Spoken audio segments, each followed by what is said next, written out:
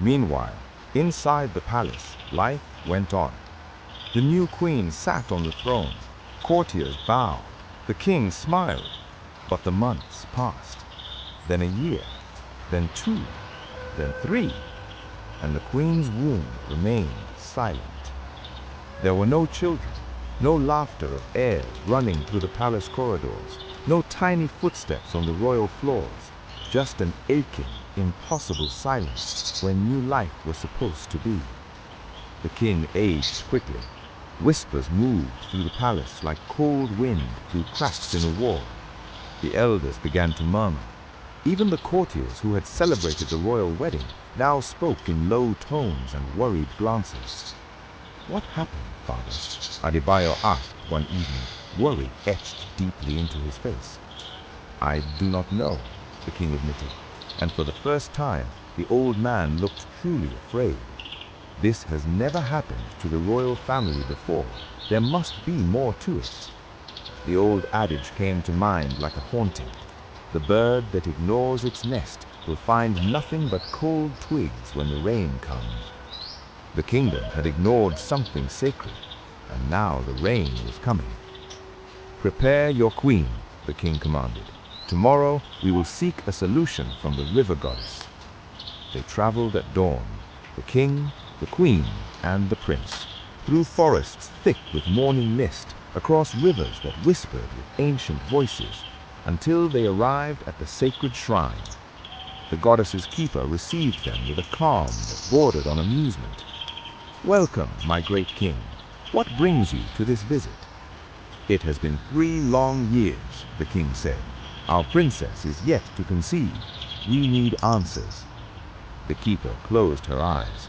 A long, unnerving silence stretched between them.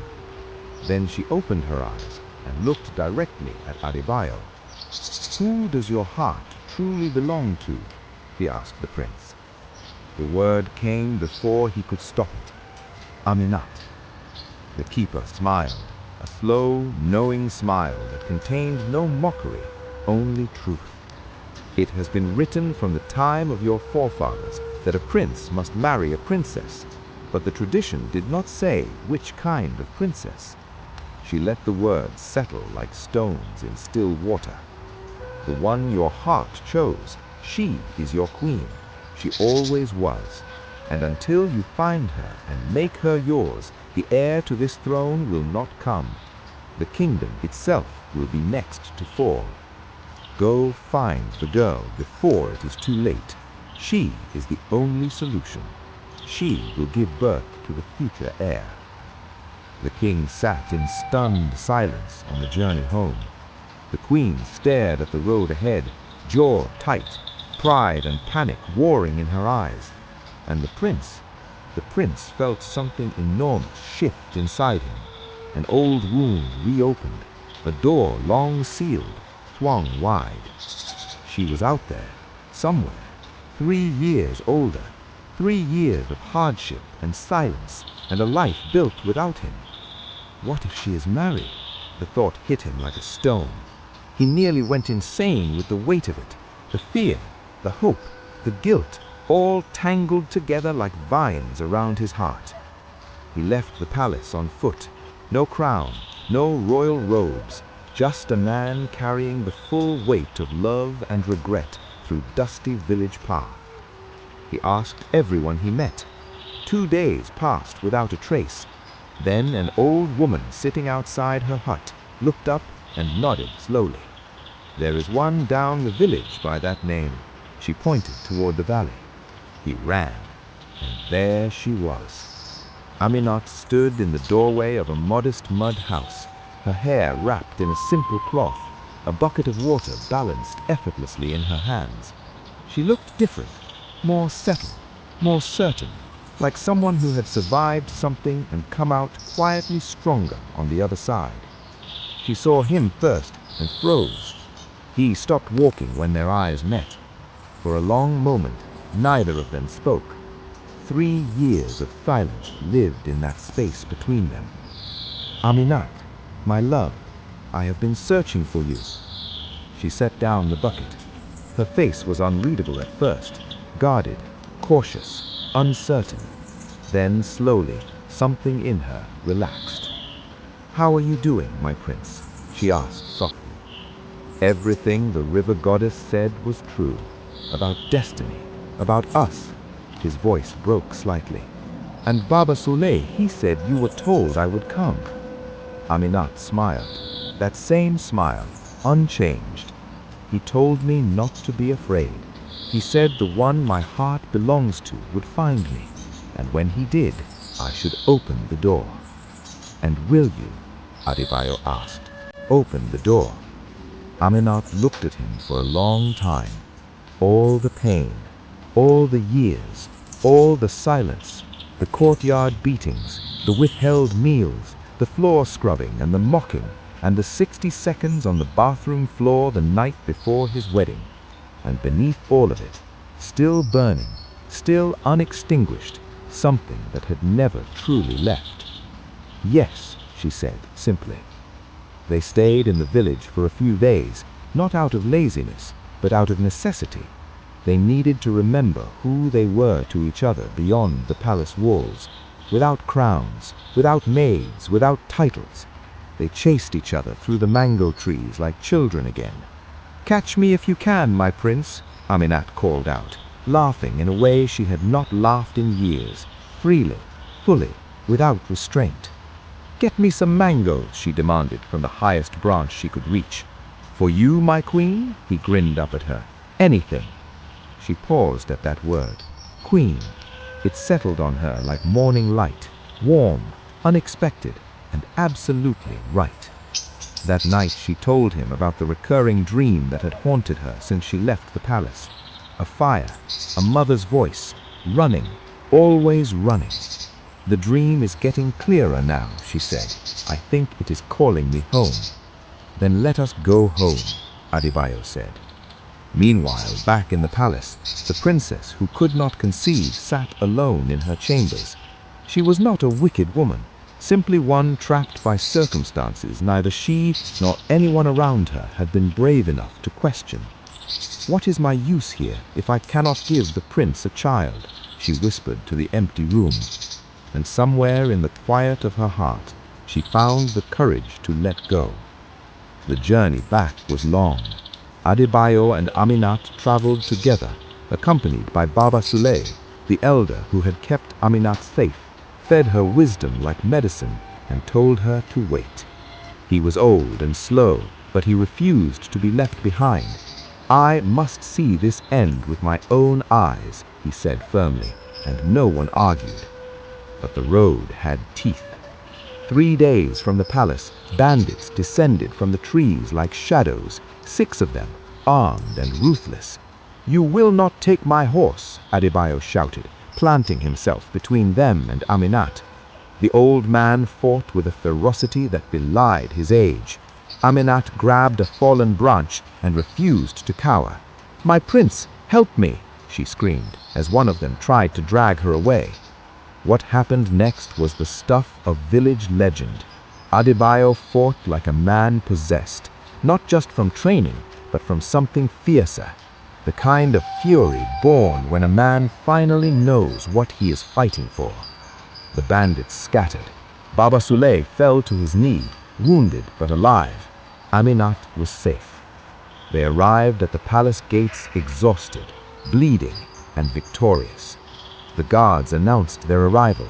The palace ran with the news. "The prince is back, and he has brought the lady." The king came down from his throne when he saw them. He looked at Aminat, truly looked at her, and something in the old man's eyes softened. He saw what the river goddess had seen. He saw what his own son had tried to tell him across a throne room, in a study lit by oil lamp, in letter after desperate letter. "We are glad all of you are safe," he said, his voice lower, humbler than before. Baba Sule was taken to the palace healer, sick from the journey but alive, smiling as they laid him down. "I told her," he whispered. "I told her he would come." The queen, who had once sent Aminat away with barely a glance, now stood before her with something close to shame in her eyes. Tradition had been her shield, and she had used it long past the point of wisdom. A shield, her own mother had once told her, becomes a prison if you never lower it. There were those who challenged the new order, courtiers who shouted, a distant cousin who roared, "You will not take my throne! Fight, you cowards!" But his voice was swallowed by the tide of change already sweeping through the palace. Because the people knew, the village knew, even the children running through the palace gate knew, in the way children always know things before adults admit them.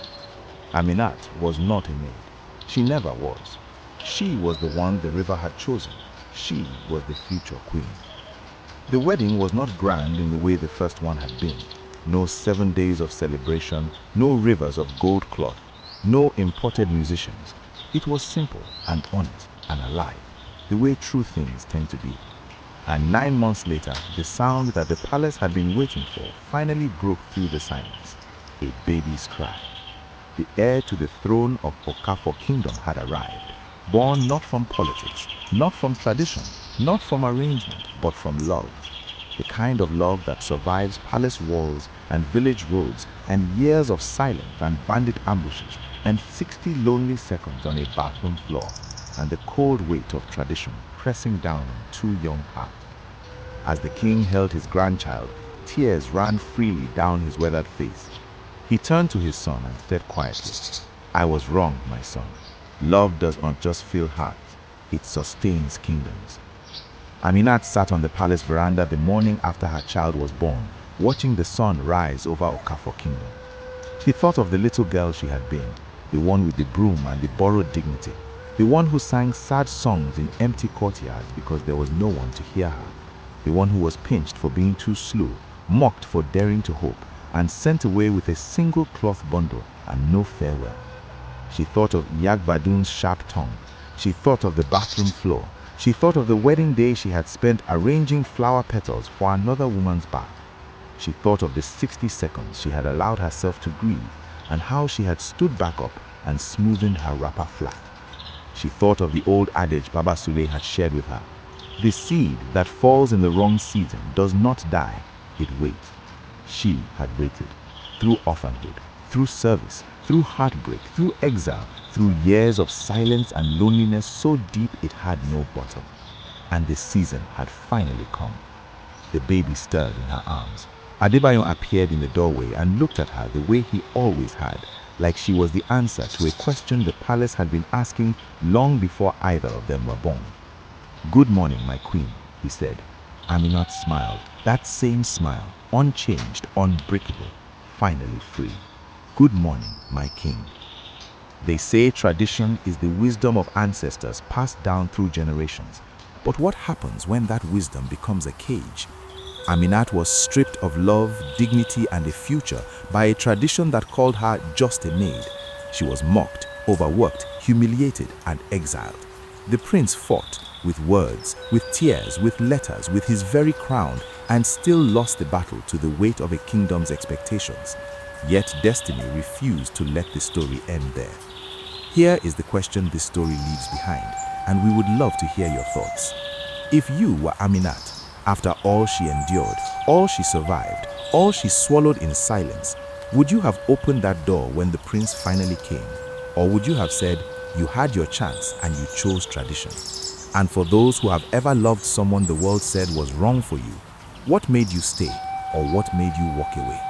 Drop your answer in the comments. You might just speak for someone who does not yet have the words.